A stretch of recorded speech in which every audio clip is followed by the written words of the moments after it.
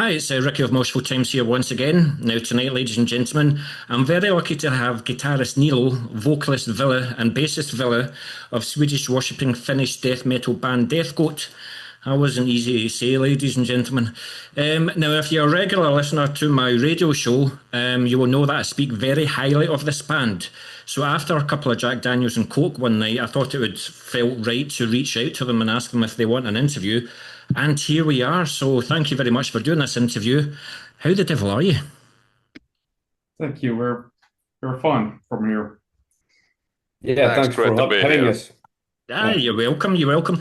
I've done like over like 200 interviews, but I've done like Dan Swano, I've done Lick a few times and stuff like that. But I've wanted to like get more foreign bands. The vast majority of my interviews are like UK, so it's nice to go to somewhere different. This is my first ever Finnish interview, so it's good to see that you've brought your beer with you.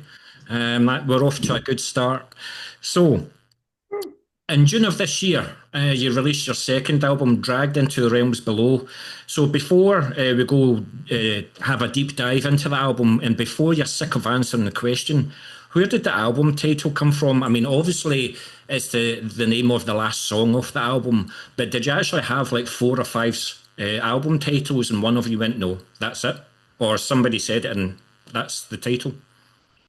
Well, I suppose when Nilo showed me the idea of the album cover art that he had, Yeah.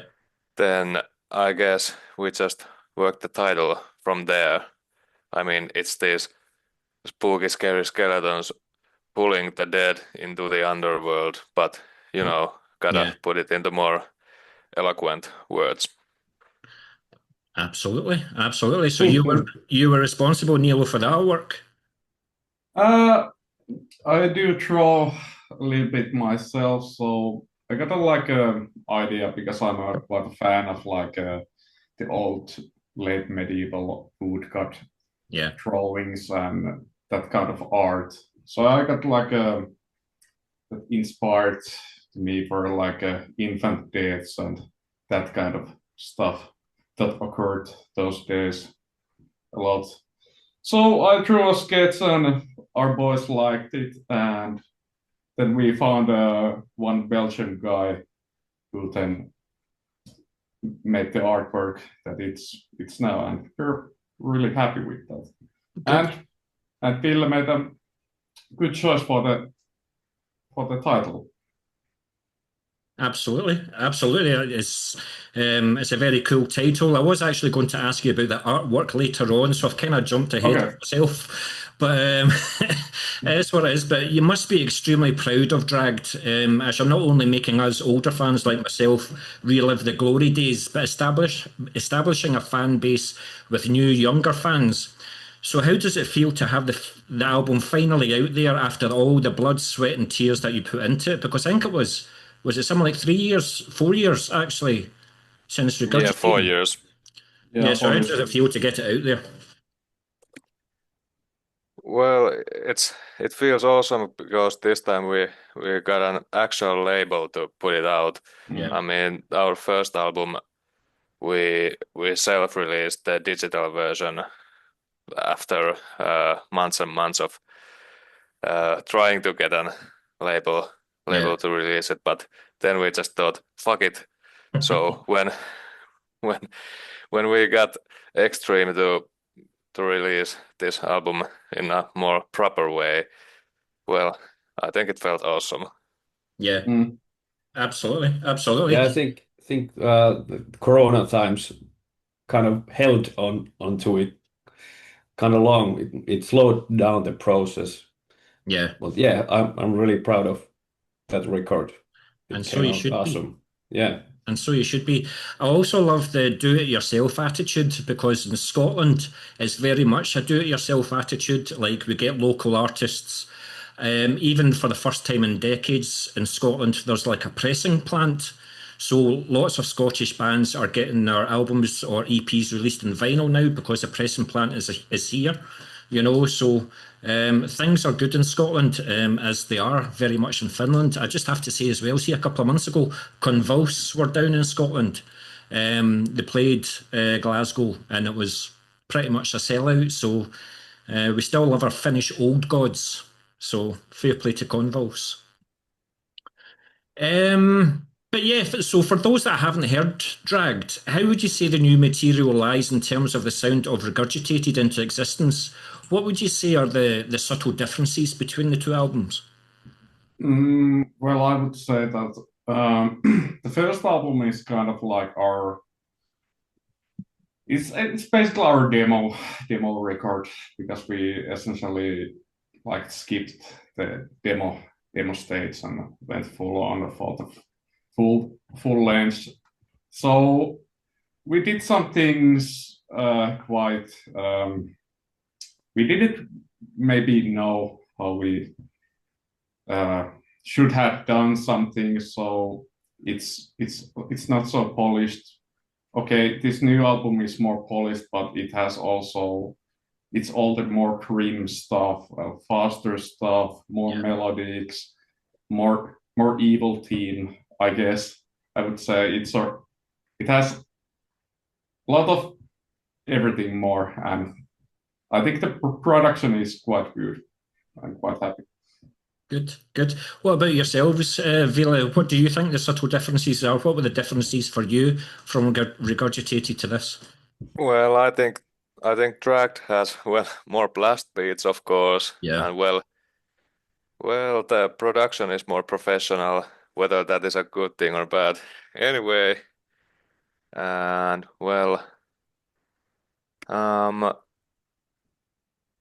I think maybe this time we went a little bit more towards the Swedish influence, whereas Regurgitate was more balanced mix of Swedish and Finnish influences. Yeah. Yeah, I think that's true. Yes. Yeah. Well, it's music to my ears anyway. I don't know how many times I've listened to the album, so fair play to you guys. What about yourself, Villa?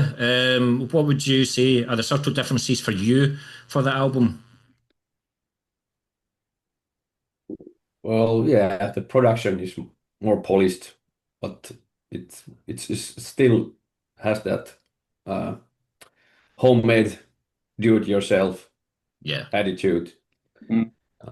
And of course, I made one song for the album, so That's you. You're on the song that's titles that's a then. difference. Yeah. But you're saying it's been released by Extreme. We're going to talk about Extreme a wee bit later on, but how long have the albums been ready? Could you have recorded this in 2024, for example, or released in 2024? Or do you think now's the right time for it to be released? Well, it could have been released in 2024, yes, but whether it would have been a better time, hard to say. Yeah, yeah. So what was it? Was it just like you just didn't feel it was right, or you just wanted the proper backing from Extreme, the marketing, making sure all the promotion was in place? Yeah, it was a long process. First of all, finding a label willing to release it, and Yeah, then of course we had to hammer out the details so that everything would be perfect. yeah, yeah. Cool, cool. So when it came to the recording of the album, was it quite a simple process for you, or was it a case of like record, record, record, or was there a particular track that you just had to keep on doing again? Maybe the solo wasn't right, or you just didn't feel it was right. Was there something that had to be done over and over again, or was it quite an easy process and it was done in 2 weekends or something? Well, the drums were already recorded in 23 summer, and after Wow. that we started like guitar stuff, and guitar stuff took way too long than it should have been, and maybe where Is we that were what the, is that Nilo's fault, Villa? The guitars took too long.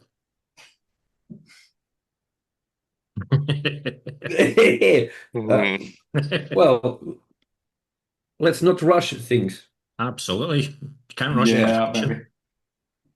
but these things sometimes takes long. But if we had rushed things, I think we wouldn't have this good outcome, Yeah, I'd say. yeah, So I'm Yeah, yeah, quite happy. good, good. But I noticed that the first album was pretty much, as you said earlier, like do it yourself. And I have searched high and low to find where you recorded this album. So, so where did you record it, and who did you get to mix and master it for you? It was recorded in our old training place, Okay, kind of a old shack in the outskirts of Hyvinkää. sounds great. So it sounds great. So, is that something that you're just going to keep on doing, or do you see yourself moving into like a professional studio and actually, or that's what you want to do, go into a studio and record? Or are you quite happy to do what you're currently doing? Well, these days I think the drums are the most important to get right, and it's really hard to have it done properly in your own space. So I think Yeah, we're gonna go more professional next time, at least with drums. But I think we will prefer the do it yourself. yeah, yeah. absolutely. I don't see the benefits really going to a studio and pay shit a lot of money and like in a hurry, do it in a hurry, and then you have to worry if the results are what what you want. So do it yourself. It is. Yeah, and I think we're not like a we're kind of old dogs today already. So I think we have like some kind of knowledge Yeah, how to get things done, and we At have least we think so. at least we think so. So it's every time when we're recording, it's like fuck, how to handle with these things. But okay, then the outcome is usually okay. This will do. yeah, yeah. So who mixed and mastered it for you? uh, you mean the mixing and this kind of. So the mixing is done by Oskari, who is a friend of Ville and actually played in one previous band before Ville. Okay. Yeah, in So Tumbo, Finland. yeah, in Turbo. Yep. So he did quite good job with that, and then the mastering process was done by one Finnish guy. What was it? Jan. Jaakko Yeah, Viitalähde. yeah, Viitalähde. He's like he's a really professional guy who's doing like pop and black metal and even Dying Fetus actually. So he was like a where to go guy. Yeah. So was it quite an easy process? Like when he sent the material back to you, were you happy with it straight away? Or was there a bit of like sending it back to him, getting it back, sending it back to him because maybe Nilo, the guitars weren't loud enough or something like that? Well, Uh, with the mixing, there was a lot of back and forth, but well, we all like different details. But with the mastering, we were pretty much happy Yeah. with the first version. Yeah. yes. No, fair play. He's obviously doing his job, obviously doing his job. But yes, Vila recording the same vocal lines over and over again, and Mhm. maybe over a short period of time.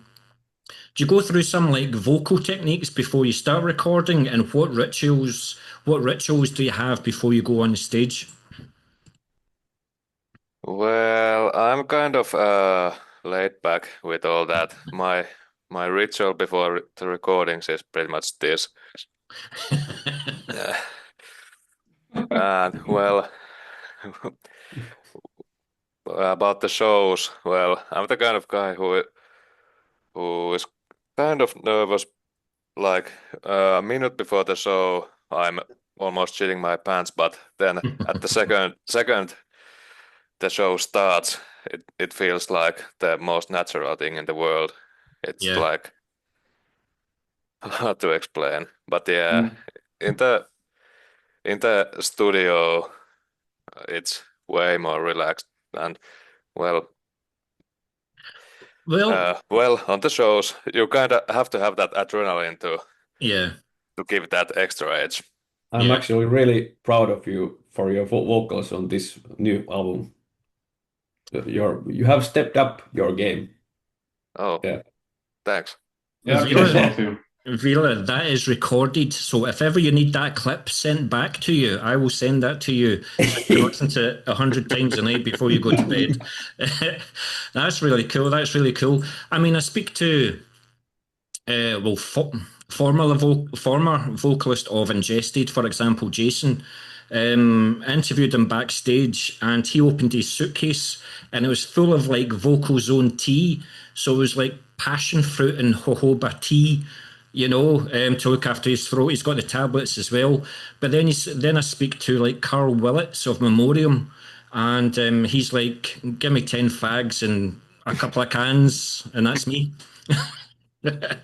So you've got a similar style, Villa, just fags and stuff. But is it not intimidating for you? Like when you're in the studio, everybody's watching you.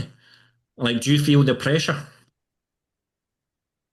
Well, not really. I mean, once I get the show going, after like the first 10 seconds, Yeah. well, I wouldn't say I run on autopilot at that point, but then at that point I just stop worrying. You see, to be honest with you, nobody understands the words you're saying anyway. So, Pretty much. yeah, I mean, I, I never take pressure about whether I whether I remember the lyrics because there's like 3 people in the world who probably have bothered to read the lyrics and maybe even less who may or may not understand them live. yeah. Well, I was actually going to talk about your lyrics, but I'll do that in 2 seconds. Your vocals are a bit unique. I mean, obviously, growling has been in music for like 40 years, almost 40 years and such, but you're a bit different. I don't really know how to describe it. So where do you get who are your vocal inspirations? Um, that's a tricky question, but I guess like when we started the band, I would have described my vocals as kind of War Master era Carl Willets, but I think I have gone deeper since. Yes. Uh, Do you well, think is that because you've drank more beer? maybe, definitely yes. No, no, but when it comes to your lyrics, sorry, we're focusing on Vila for a wee second here. But when it comes to the lyrics, what type of lyricist are you? I mean, where do you get your inspiration from? Do you watch a lot of documentaries? Do you watch a lot of films? Do you read a lot of books? Do you always have a pad and pen on you and you open the door and you see something on the street, you take a note of it? Where do you get your lyrics from?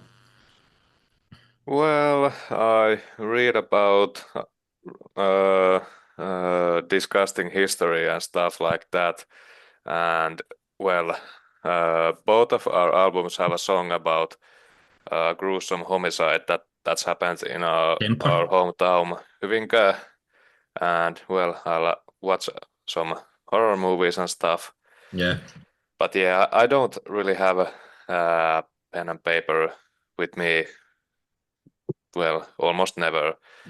Uh, I just keep the idea bubbling here in my head, and at some time, Yeah. eventually, it's just gonna burst, and then I'm gonna maybe take an hour to write it all out, and that's pretty much it. And well, I really like to make my lyrics rhyme a lot, but at the same time tell a gruesome story with, well, not too seriously, Yeah, obviously. yeah. I don't think you're going to like go into the woods and chop people's heads off and things like that. But Villa or like, do the other guys contribute to the lyrics as well, or is that solely your thing? Well, Nilo is a good sparring buddy. He gives me ideas and lots of feedback about my lyrics. Yeah. And well, on the first album, the song Dismember the Unworthy, those lyrics were pretty much done 50-50 by me and Nilo, but otherwise it's me. Well, the Yeah, and other I guys. actually had Yeah, well yeah, I was just gonna say. idea for my song about the Yeah, lyrics, yeah, and you So what was that? yeah, Sorry, did what I you couldn't. said you. Sorry, you said you said the lyrics by words and you sent it to him or something. What was it you said there? Sorry. I had yeah, I messaged him and about the idea about Yeah. this guy going about Oh right. Okay. so doing yeah, the other guys gives doing me shit. ideas, general ideas as well, Yeah, but yeah, the finalized lyrics, they're pretty much all done by me. Cool. Cool. But when there are contributions, say for example, Nilo, when you do the lyrics for Villa, is it sometimes difficult for you to portray how you want Villa to sing them? Or if you know that you give him the lyrics, he's going to sing it the exact way that you want it? Or are you saying, right, I want you to do this, I want you to do that?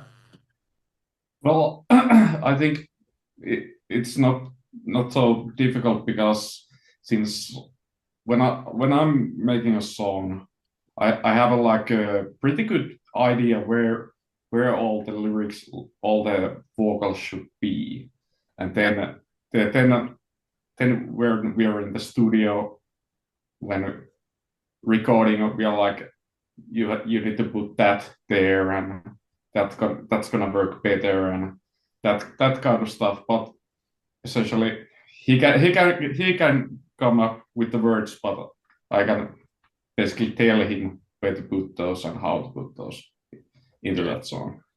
Yeah. yeah. When Nilo has done some lyrics, I think the biggest problem is like the pacing of the words, so that I don't run out of breath. I was going Mhm. to say, like, But yeah, you, it's just a little adjusting, and there we go. yeah, I was going to say that. Does he write like 10 words, but you've got 3 seconds to say them in? Is that the type of thing he does to you? Well, man's got to do what a man's got to do. I like him, guys. I would keep him in the band. He's a good guy, good vocalist.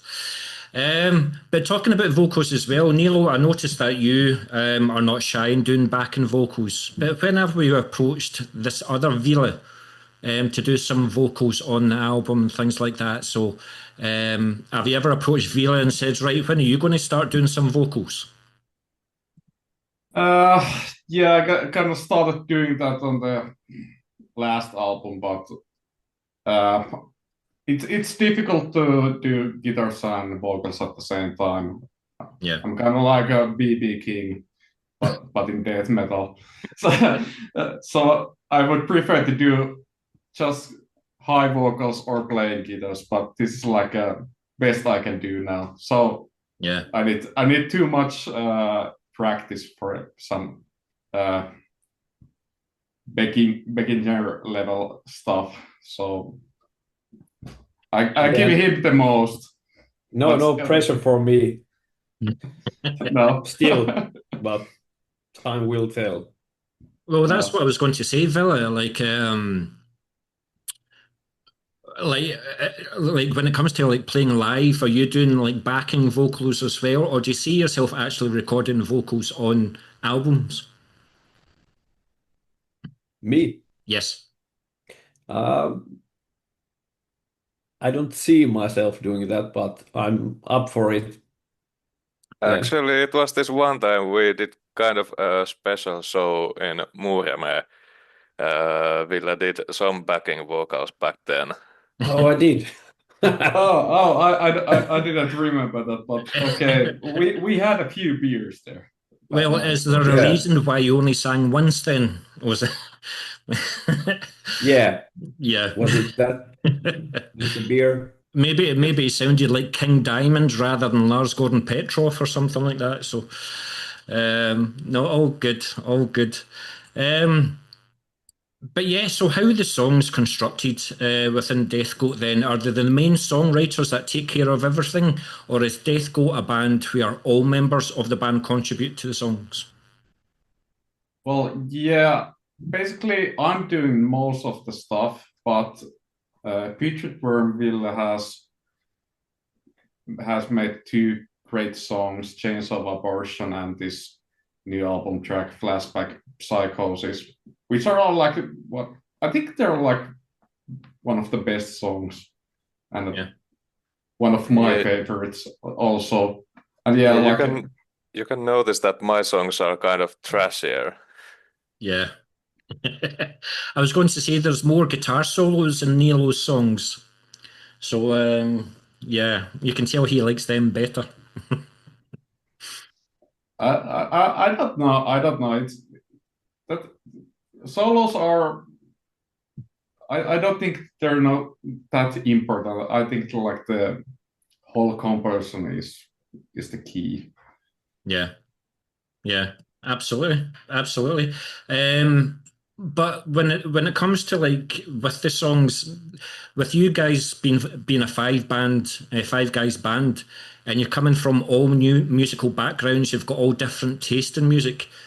How how do you negotiate what goes out of a song and what stays in a song? You know what I mean? So you've all got different backgrounds and things like that, Mm. and you bring something to the table. But what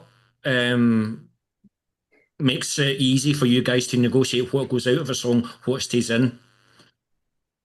Mm. Well, usually the guy who wrote the song has the final word. Okay, Mm. Yeah, that's true. that was easy.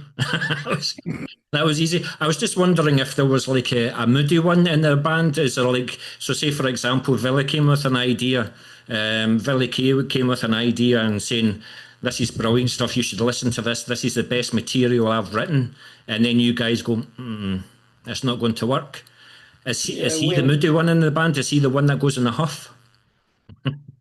we bounce around ideas. Like I sent like clips with riffs and stuff, and I well, and they gave feedback on that. And if Yeah. it's bad, then we discard it. I'm not I'm not going to shove it down their throat. So Yeah, but maybe the thing is that we don't really bring in like small pieces of the songs. Usually, we already bring like a almost whole song that just needs some yeah, finishing touch. So we don't just we have this riff. No, no, Yeah. no. Only one good riff doesn't make a good song. I would say like that. But we don't really fight about songs. Yeah. How Yeah. often do you guys get together so you can jam and play out the music that you're bringing to Deathgoat? How often do you get together? Well, it depends a lot whether or not we have a show coming soon. Before shows, it's like every weekend. But if we don't have a show anytime soon, might be a month between. Yeah. Well, me and Nilo see each other often uh, with, beers and stuff without yeah, the no, other you bands, actually. and sometimes Ville too, and we go to watch other shows as well. Yeah. But the whole band meets like, well, every weekend uh, before there's a show, but otherwise not uh, super often. Yeah. But we, And but you guys had a cottage session a couple weeks ago, Yeah, but you weren't which invited. I didn't attend. I've never had a band break up live on air before, so I don't want to start now.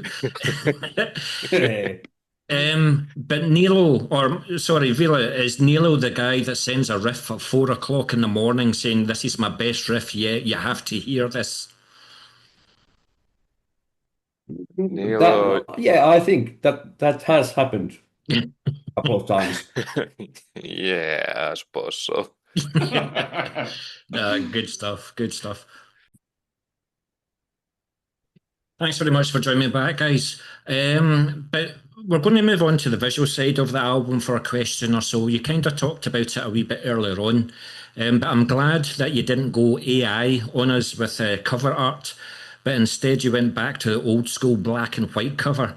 So if you can see again who done the artwork for you, but I'm just wondering, what information did you give him? Did you say, "There's the album, listen to the album, do what you want"?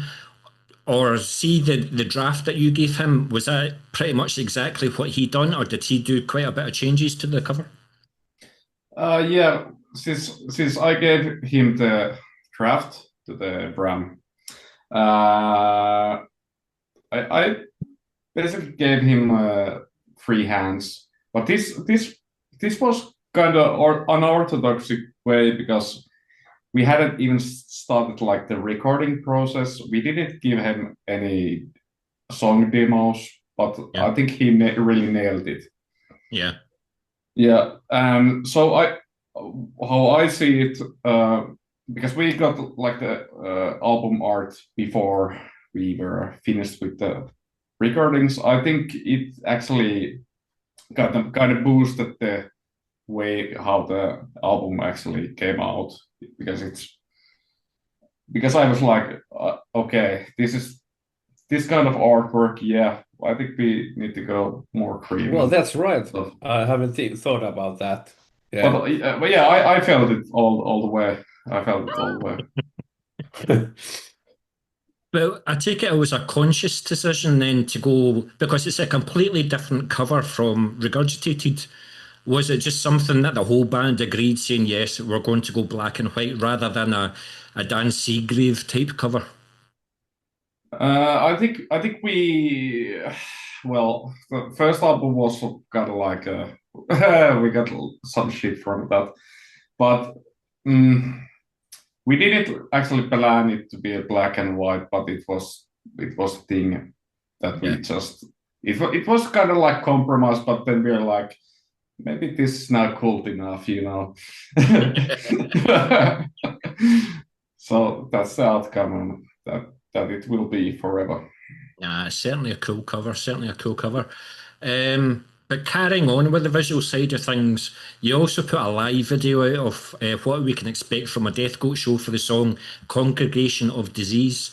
So will this be the only video with a song from the album, or have you pictured yourselves, I don't know, in a forest with a couple of lights, or in an abandoned warehouse with, I don't know, arms and limbs everywhere, or is there going to be another video from the album? We actually had like plans to do like a more old school style music video, but then the time schedules were against us. But Yeah. I think we will do that in the near future. I'm not sure if it will be some other song from this album, but I think from the next one at least. Yeah, I mean, I hope we do some music video at some point. But the thing I've been repeating over and over to the other guys is that I don't want a music video that is just us playing. It has to have some other kind of shit happening, not just us playing. Well, are you the visual one of the band? Do you have ideas in your head and what song it would be? Well, I'm not the visual one not in the band, but I do have some ideas. But we shall see which of those ideas is uh, doable. I I mean, actually got really into 90s retro video cams, and the live music video has been shot on that. Well, the other cam was shot on one of those 90s cameras. So Yeah, that's how the whole idea came that yeah, we should do a like a retro yeah, old school and music yeah, video. and I also 100%, like 100%. if you have seen the new Gate Creeper music video. I can't remember the name. I think it was the Black Mirror. Or something, yeah, but Yeah. they had like a 90s headbangers ball, like a Yeah, video, and that was really fucking sick. So that is something bands should do more. yeah. Oh yeah, and like with practical effects and Yeah, nothing digital. yeah, Less this is not. CGI. Yeah, yeah, fuck AI, not DGI. Like, 100%. 100% AI. I mean, Pestilence and Deicide with the album covers. mm, Don't get me wrong, they're nice, they're great designs and stuff like that. But AI, nah, not good, not good. Because, like you say, artists like Dan Seagrave. I had a gentleman called Hal Sinden, based down in London, and he was like, he's lost jobs because of AI. So it's affecting everybody, you know. And he records videos and stuff. So he's lost jobs because of it. So absolutely crazy, absolutely crazy. But yes, you caught me a wee bit off guard there. Uh, so yes, so how hard is it to juggle the touring side of things? So obviously, death metal doesn't really pay the mortgage. So how hard is it to like maybe go away for a week's tour, with struggling with the day jobs? Well, to be honest, we haven't done really much of those long tours. It's just weekend gigs or maybe a single date in the middle of the week. But Yeah. since most of our gigs are in the weekends, the hardest part is to find a weekend when none of us has any personal life.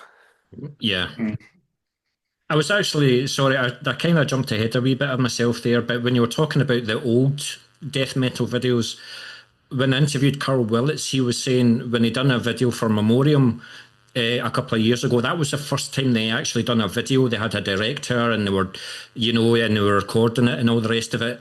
All he had done before was live videos. Bolt Thrower Cenotaph, for example, and stuff. It was just live videos. So there's absolutely nothing wrong with that at all. Um, but yeah, so you're talking about gigs and things like that. You've obviously done like an album release show. Have you got anything else in the pipeline? Do you see yourself like? I know the festival circuit for the summer's kind of basically gone, but have you been invited to like things for like 2026, or are you going to stay local to Finland for just now, or do you have chance of gigs in Sweden, for example? What have you got coming up? well, thing is that we have like two Finnish shows booked for this year, this autumn, and we have plans to have play more in Finland next year. But honestly, there haven't been any invitations. But we're really looking forward for some festivals and we are trying to gather some connections to play outside Finland. Yeah. But it's all extra. I think we're on good tracks now for the future, but Well, having the backing of Extreme as well, that'll open a few doors for you. Um, Definitely. and mm, in Scotland, we've got Dead or Winterfest. In the last 2 years, it happens every end of January. In the last 2 years, we've had Repuked from Sweden, and it's just been announced we've got Tuxemia from Sweden. mm, So keep an eye out on Dead or Winterfest, and I can give you details of who to contact, because they're very much into the underground. They're not going to have like the commercial bands. They're very much into the underground, and it's selling out every time. So you would be guaranteed to do well. Myself and Quando, we've done a Dodds metal part 1, and in a couple of weeks we're going to do a part 2. So I might have to sneak you on there, even though you're relatively new. But we were keeping Well, it. yeah. It was like Nihilist, and it was before they became Entombed, all that kind of era. So see if I can sneak you on there, because you sound more Swedish than the Swedish. That's good. It gives them a kick up the arse. I mean, I love Lick, for example, but when I heard this, I was like, wow. I was like, wow. But I forgot to mention this when you said like the drums were recorded in 2023.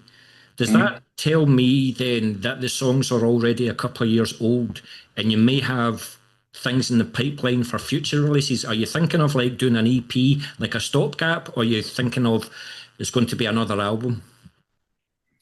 Yeah, those were all quite old songs already, and we have let's just say that we're already halfway through the next album, and Yeah. I think we will have like a very promising stuff coming up, and my personal interest is to do only full-length albums, but it's just my image No, how the things should be done, not rest of the boys. it's a point I was going to make, because you've got the new school where they do single couple of months, single couple of months, single. And in a way, it keeps the name out there. Whereas the old school like to do album, couple of years album, couple of years album, because people like the physical product, the artwork, the lyrics, holding the physical product, you know. It's a double-edged sword. You just don't know what's the best thing to do, whether to release an album or whether to release constant EPs every 6 months or whatever like that. It must be hard for you. Well, if we wanted to be commercially successful, we wouldn't have started a death metal band. But yeah, I agree with Neil that we should do just, full albums, not those smaller releases. Can you do me a favour? Yeah. Mate? Don't make it every 4 years. Can you write a wee bit quicker? I think We'll try. I think we're now speeding up the things, because we have now label backing us up, and our personal lives are now better than like 4 years ago. So Yeah. I think our future is looking promising. So Yeah. you better watch out. Well, do you know where it will be played first? And Vila K, I thought you were going to say something. No, I'm No. just Are you surprised. very much with the guys? You like the old school, you like the cassettes, the vinyl. In fact, I'll ask you the question, Villa. It's very much old school aesthetics now, because you're not just getting CDs, you're getting cassettes and you're getting vinyl. Is that something that we can get with Dragged, and is this something that you fully support? Definitely. Yeah, that's the way to go. Cassettes and vinyls. Yeah, all the Yeah. way. So are we going to get like a Dragged, like a blood splattered vinyl or something like that, or is it going to be coloured, or is it going to be the album cover on it, or what do you think? Well, right now we Actually, have the there is silver and a black vinyl. Yeah. Extreme has those on their site available if you need one. yes, and a cassette as well. Yeah, I think Extreme does this really well, because they really support the old school and want to make the physical thing. We were like, if the CD is coming out, that's really great. but Yeah. but they wanted everything, so we were like, that's really super. Yeah, I'm really grateful for that. Yeah.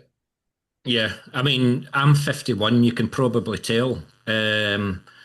But I came out when CDs should be burned. You know, it was all vinyl, it was all cassette, and CDs should be burned.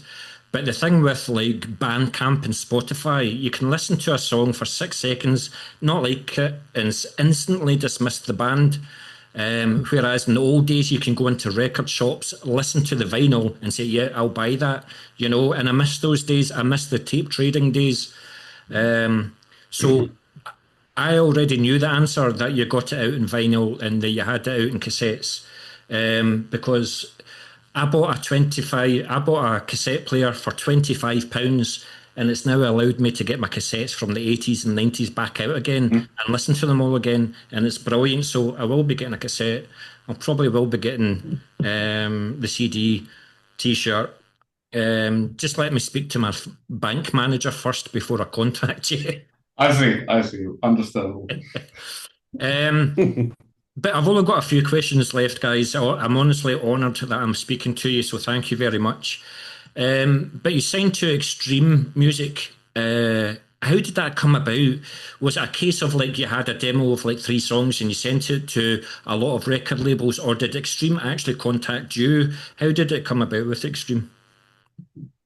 Well, at that point, we had the whole album ready. We did approach a lot of labels, but I think one of the reasons Extreme contacted us and eventually signed us was that we partook in the Dismember tribute album, Yes. which was released by a Spanish label a Yeah, little, Bass little Record earlier. Company. Yeah. How did that come about? Because you were a relatively unknown band, so how were you asked to contribute to that? I think Not sure. it was Tommy from Desecracy Yes. who Yeah, actually, recommended yeah, us. I know him from my hometown, Yeah. and he just started to talk about that album. So, and Right. he Well, just asked if he wanted to do that. I have to ask then, did you all have a fight in the studio as to which Dismember song you were going to record? Nah. No, we don't fight Good.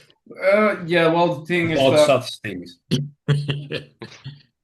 I think we chose the good song. Of course, they were like the bigger bands had like the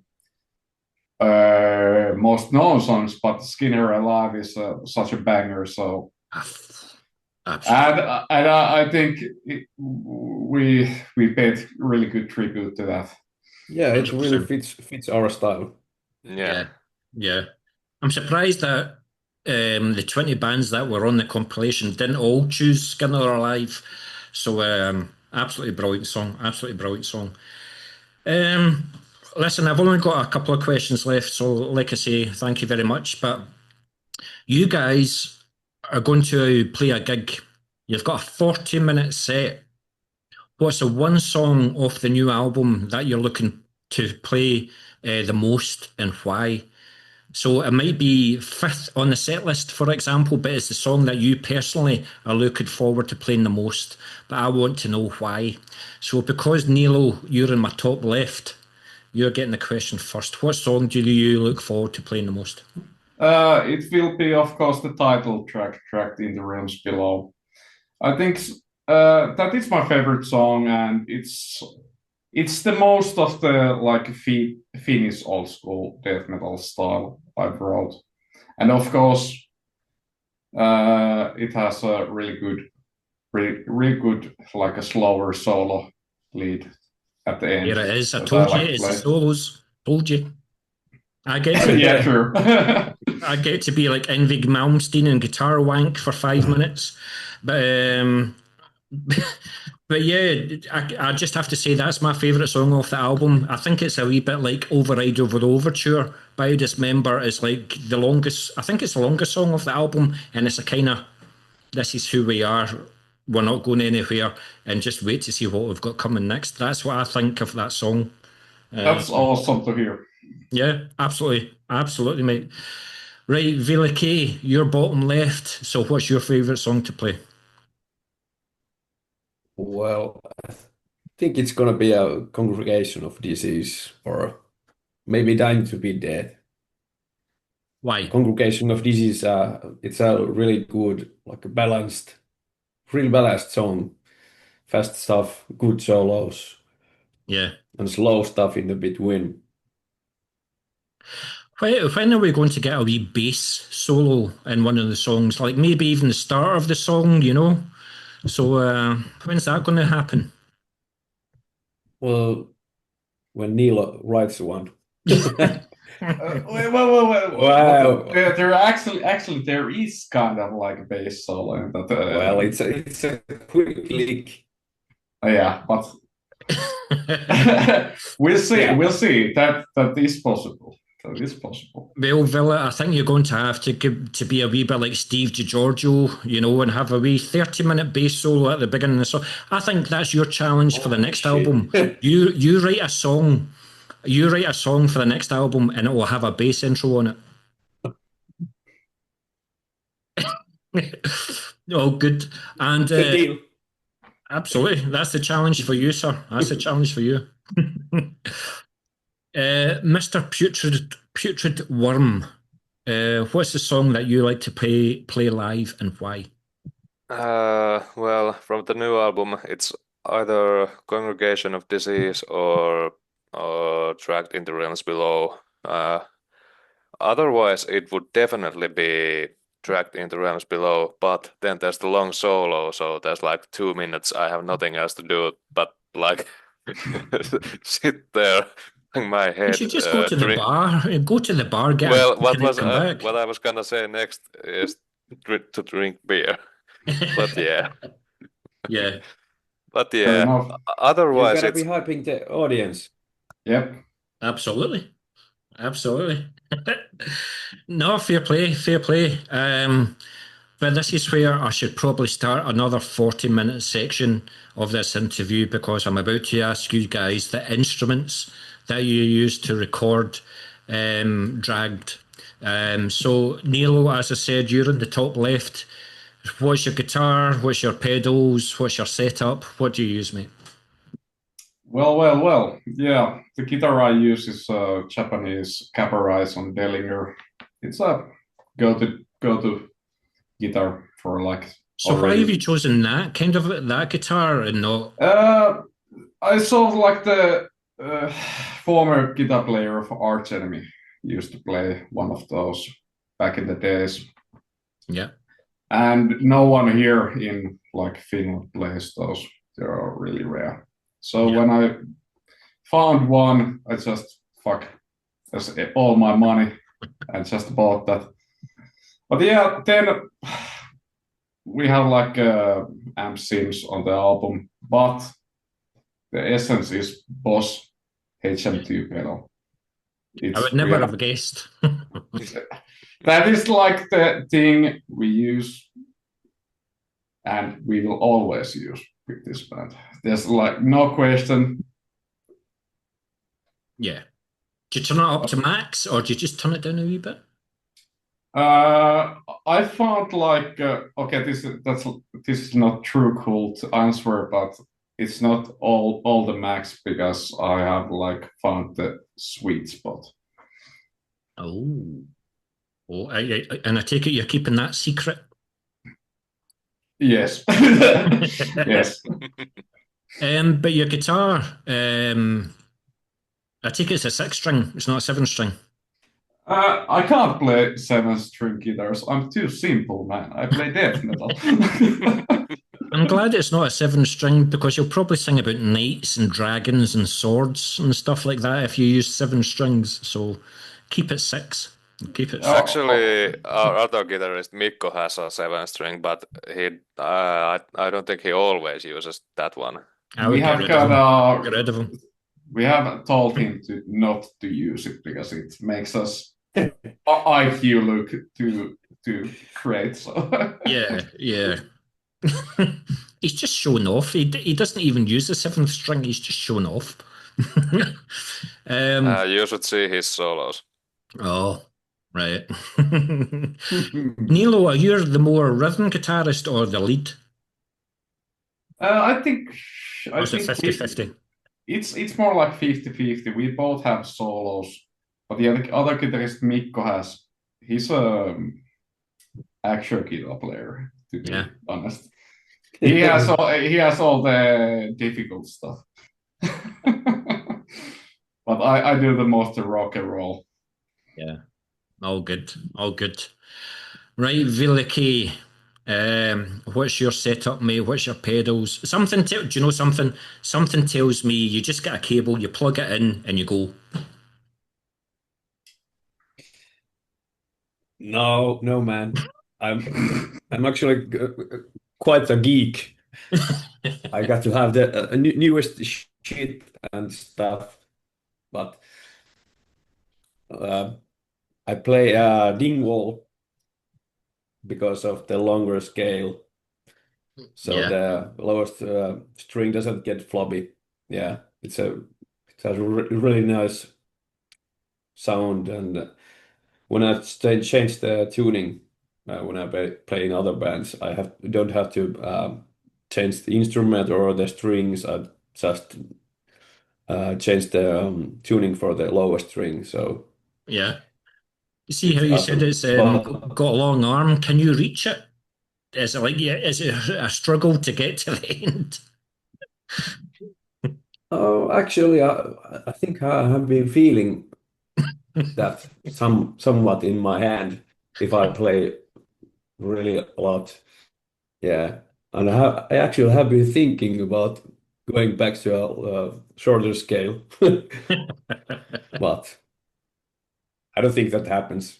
Yeah, But yeah, on the album there it's just Darkglass Parallax. I will actually never do speed parallax, so just plug-in stuff.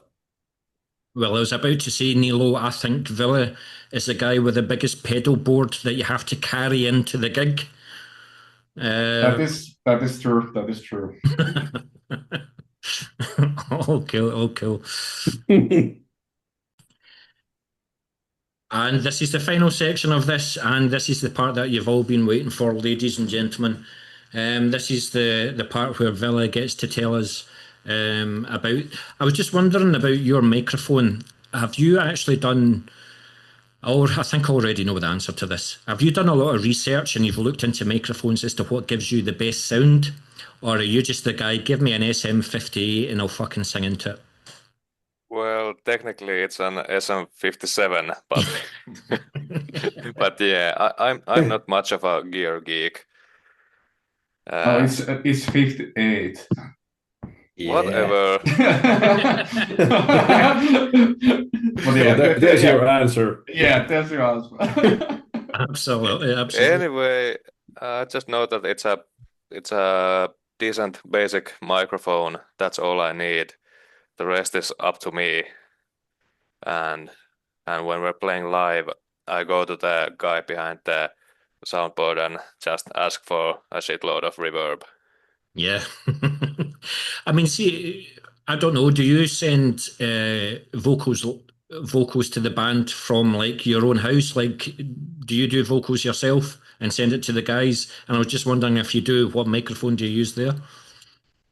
Not really. I mean, all the recordings we're doing them with Nilo in our training place. I was I about to say, mean, Neil. Nilo is recording them while I'm screaming my lungs out. I was about Yeah, to say, yeah. Neil, what does he bring to the band? You know, so no. So everyone has like their own part. Yeah, yeah, But I try to be the nerd who keeps the shit together. yeah, absolutely, absolutely. But Velo, like, see, oh, I've got to differentiate the two villas. So, Putrid Worm, do you wait for the songs to be written before you write your lyrics? or do you already have like 15 songs written and they write the song and say that's what's going to fit that song? Well, usually I wait for the songs to be at least, kind of ready. But if I get some great idea beforehand, then of course I'm gonna work on it. But well, most of the times I do the lyrics after the music is done. Right. K and Nilo, what he just said there was he does fuck all for 2 years. And then you guys are going to say, like, we're going into the studio for 2 weeks. He's then in a blind panic, thinking that he's going to have to write lyrics for 8 to 10 songs. So he's going to have to contribute. In fact, I know what Vela does. I know what Putrid Worm does. See, when you're playing live, he's the one that goes into the crowd and does like social community, and shakes hands and stuff. That spreads the word.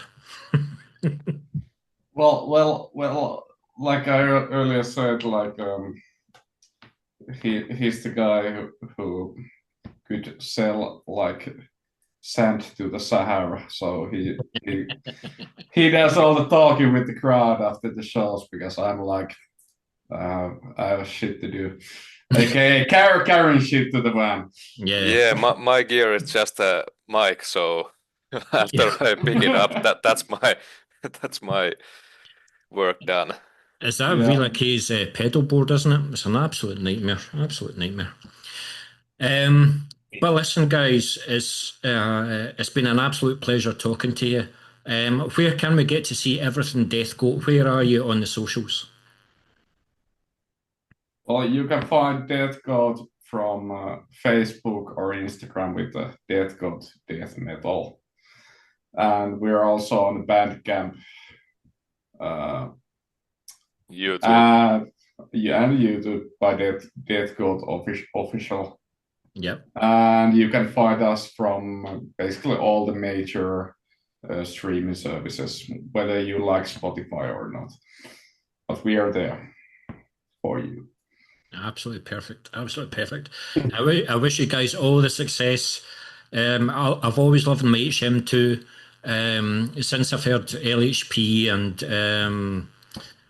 Dismember as well. So it's ingrained in my heart. I always love the HM2. You keep releasing shit like Dragged, then I'll continue to follow you. I'll continue to play you. I'll do everything that I possibly can. Whenever you have like an EP or a video or another album coming out, get in touch and we'll have this talk again. We'll have a beer again. Hopefully, I'll get to see you guys live because I need to hear Dragged, the title track itself live. I need to hear it. I need to see it.